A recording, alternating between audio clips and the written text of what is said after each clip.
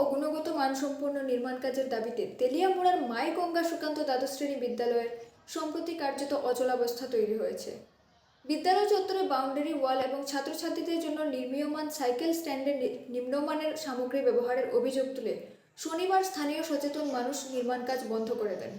জানা গিয়েছে, বিদ্যালয়ের নিরাপত্তা ও সরকারি সম্পত্তি রক্ষার লক্ষ্যে এই প্রকল্প গ্রহণ করা হয় এবং বর্তমান বিজেপি সরকারের আমলেই এর জন্য বরাদ্দ মেলে। দীর্ঘদিনের দাবি পূরণ হওয়ায় এলাকাবাসীর মধ্যে স্বস্তি ফিরলেও কাজ শুরুর কিছুদিনের মধ্যেই ইট, সিমেন্ট ও নির্মাণ মান নিয়ে প্রশ্ন উঠতে শুরু করে। স্থানীয়দের অভিযোগ, কাজের সময় তদারকির দায়িত্বে থাকা সংশ্লিষ্ট ইঞ্জিনিয়ারকে ঘটনাস্থলে পাওয়া যায়নি। তাদের আশঙ্কা, এভাবে নিম্নমানের কাজ হলে ভবিষ্যতে পড়ুয়াদের নিরাপত্তা ঝুঁকির মুখে পড়তে পারে। এই ঘটনাকে কেন্দ্র করে এলাকায় রাজনৈতিক তরজাও শুরু হয়েছে।